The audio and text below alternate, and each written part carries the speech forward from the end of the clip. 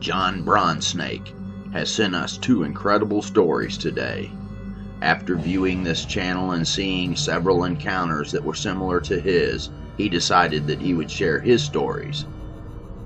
Well, after we look at both of his encounters, we are going to examine this and show how these kind of things are possible and are true. Okay, my first experience. Early one morning as I lay in bed beside my wife, Dawn, at about 3 or maybe 3:30 a.m., I felt something touch my forehead. So I opened my eyes and was shocked to see what looked to be an open doorway on the bedroom wall above my headboard, with two men. Both had black hair and appeared to be perhaps late 30s or early 40s. One of them was holding some kind of instrument against my forehead, and both were looking intently at my forehead, and I got the distinct impression that they were expecting to see something, and the instrument against my forehead was some kind of scanning device. They both had confused expressions upon their face, and again I had the feeling that they didn't see what they were looking for. I can't explain why I felt like that, I just knew. I was unable to move, and I could not speak to wake my wife, who slept through the entire episode. When I first saw these men, I could see that they were standing in a doorway, and I saw stairs leading upward into blackness. There was a faint red glow coming from the stairway, which permeated my bedroom. When I saw a black object in the one man's hand, which was actually touching my forehead, I was able to reach up with one arm and push his hand away from my head a little. I thought he was holding a gun to my head, and I actually braced myself for what I thought was coming. I believed I was about to be shot in the head. This is when I was able to reach up with great effort and push his hand away. I got a good look at this black instrument / gun at this point, and I realized it was not a gun. The way that they were acting and the fact that they were holding this black object against my head led me to believe that they must be scanning my head for an implant or something similar. Whatever they were looking for, they didn't seem to have found it. The object was the same basic shape as a revolver. It appeared to have a hand grip similar to a revolver, and it was being held in the same manner as a handgun. This object was wide, exactly where a revolver cylinder would be, and it tapered down where the end of the barrel would be. There appeared to be tiny blue lights around the tip of the barrel, and had a larger white light in the center, where a bullet would exit a gun. I got the impression that these men could not force this object against my head, because even though I did manage to raise one arm up, I was extremely weak, and it took very little effort to move his hand away from my head. If you've ever had a dream or a nightmare where you were trying to flee from a demon or monster, it felt as though you were running through deep sand. Well, that's sort of how it felt to raise up my arm. It was as though my entire arm and hand were asleep, and I had little to no strength in the arm. So I did push his hand away. He offered no resistance. However, they both seemed extremely angry that I was actually able to prevent any further use of the object against my head. The men appeared to be wearing black leather jackets, but this was all the detail I could collect as far as they were wearing. I believe they were fallen angels. I believe that they were wanting to find it or inject me with some kind of chip or other device, which we read about so often these days. I can't explain why I believe what their motives were, or what they were, but I have strong impressions that I am correct about who they were and what they were trying to do. One thing that really troubles me is why I didn't call on Jesus to help. As a matter of fact, I believe my strong Christian faith was blocked out of my mind during the entire time they were there. The whole thing lasted maybe 5 or 10 minutes. All of a sudden, they were not there anymore. There was a faint red glow in my bedroom after they had left, which I could see reflecting off the stucco on my ceiling. I watched the red light slowly become more faint until it was not visible.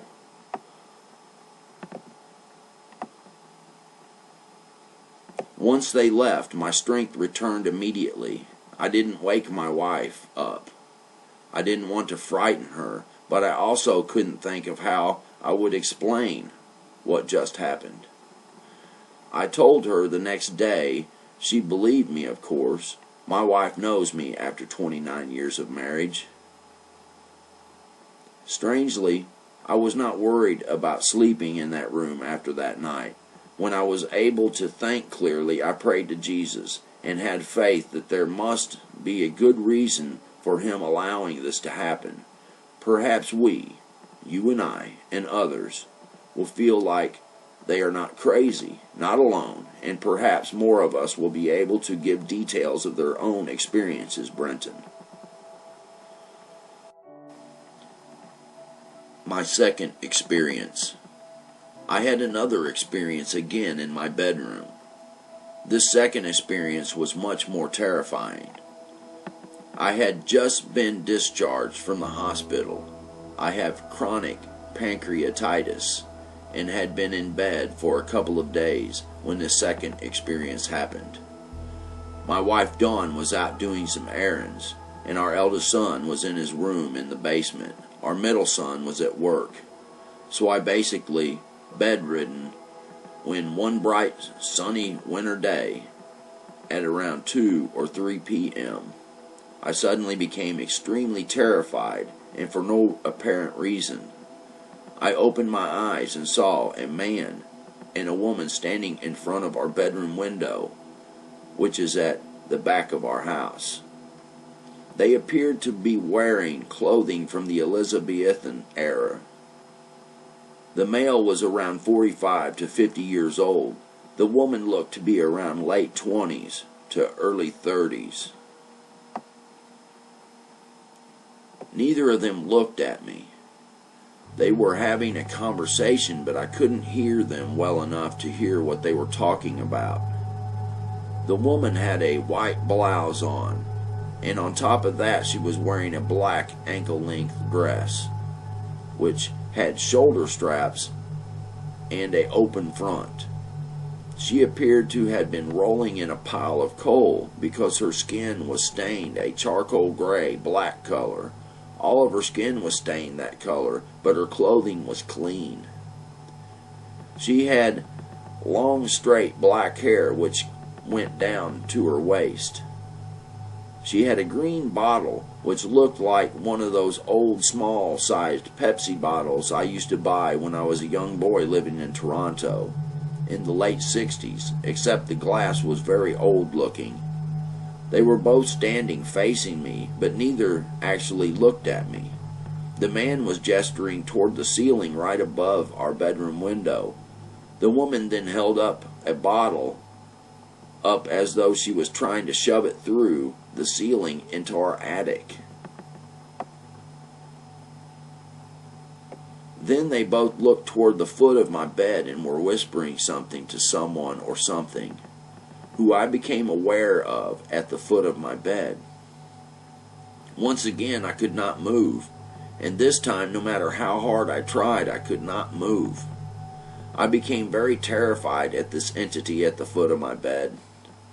However, the blanket was obstructing my sight. I tried and tried so hard just to move the blanket out of the way so I could see what I was up against. I just couldn't do it. I felt pure hatred and disdain coming from this entity which I could not see, and I became more and more terrified. I couldn't speak, but even if I could, there was no one to hear me. So I started calling the name Jesus in my mind, The more times I spoke his name in my mind, the angrier and more vicious the entity became. But I also knew that there was tremendous fear coming from the entity as well. And so I kept on saying the name of Jesus. And I began to feel that I could move. And I was finally able to move the covers away, but just as I felt my heart was going to explode, the man and the woman, who I believed was a witch, were gone. And so was the entity. I felt absolutely drained once it was over, and I was finally able to sit up and look to see if there was any more people in my bedroom. There was not. Well, that's it, brother. Please feel free to spread my true story around as you see fit. Thank you for telling your story, which I do believe, of course. John. When John was saying that he thought these beings were fallen angels that tried to use the device on his head, I want to look and see if there's anything in the scriptures that would say that, as John was saying, that he was feeling like he was running through deep sand and he could barely move his arms. So they were somehow using some kind of power that they had to put him in a paralysis, to make it where he could barely move his arm, to barely move the covers that he was trying to look to see what the entity was at the end of the bed. Or when he was struggling so hard to push the device that the two fallen angels, according to him, had. He was pushing so hard, he was trying to push. Is there anything in the scriptures that might validate his claim? Well, let's look. In Genesis chapter 19, some angels had talked to Abraham for a minute, and they were going to go down to the city of Sodom and get Lot, who was Abraham's nephew. They were going to go down to the city of Sodom and get Lot. So they went down to Lot's house, and Lot asked them to come inside the house. While they were inside the house, there was a bunch of people from the city who came to the door and asked Lot to have those angels, who they thought were regular men. They said, send them men outside so we can know them. And know them meant that they wanted to have relations with them in a sexual orientation kind of way. So Lot pleaded with these men, saying, don't do this evil thing. These people are guests that have come into my house. But the men basically beat on the door, and they were going to come in and take the angels. Well, here's the thing that will back up John's story.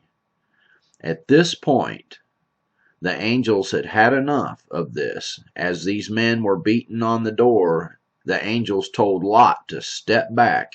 And then the Bible says that these angels smote them, the men at the door. The angels smote these men with blindness, to where they wearied themselves to find the door. And the part that I'm saying that backs John's story up is this power that they had, being angels, because John thinks these beings came into his room. They were angels, fallen angels. Now these angels happen to be good angels, but fallen angels would have the same powers as the other angels do, the angels that do God's bidding. But when the angels smote these men, they wearied themselves. They were in a paralyzed type state, to where they were wearying themselves to find the door. They couldn't hardly do it, and they were like running through deep sand. So from this point, when we look at the people who are going to say this is sleep paralysis, and this happens inside the dream state, and there is nothing that's really happening, it's all happening inside of a dream. Now, is there anything in the scriptures that says an angel can come to you inside of the dream state? Well, we'll look at that next. In Genesis 31:11, and the angel of God spoke unto me in a dream, saying, Jacob. And I said, Here am I. Or Matthew 1:20 says, Behold, the angel of the Lord appeared unto him in a dream. Matthew 2:13. And when they were departed, behold, the angel of the Lord appeared to Joseph in a dream, saying, Arise and take the young child and his mother and flee into Egypt. Matthew 2:19. But when Herod was dead, behold, an angel of the Lord appeared in a dream to Joseph in Egypt. So these are cases where real angels came with real messages into a person's dream.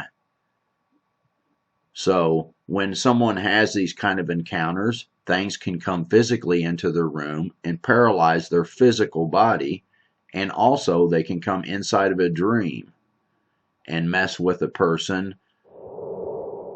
spirit man. If you have a physical body and you have a spirit body, then they can attack you in two ways: paralyze your physical body and then also mess with your spirit man.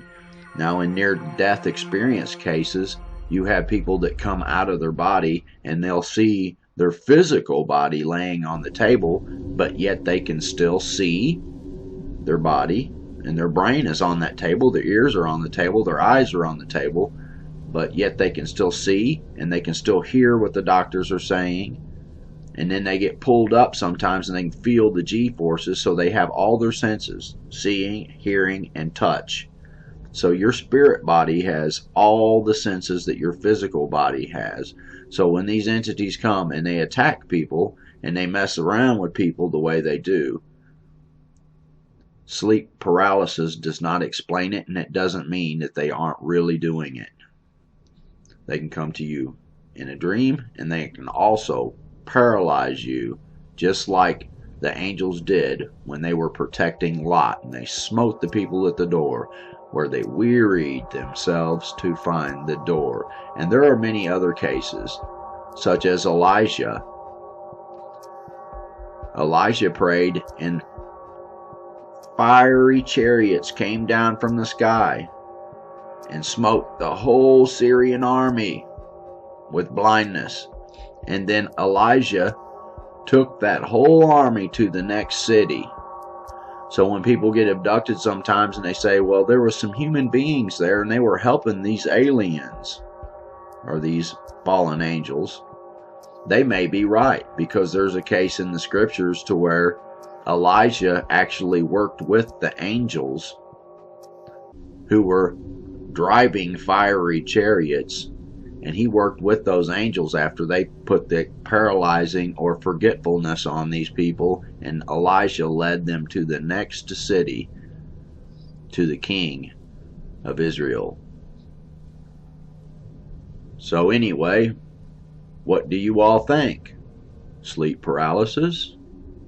Or is this really happening? Is it happening inside the dream state, or is it happening physically in the room, or a combination of both? Do these cases from the scriptures kind of give you a little bit of idea how it works?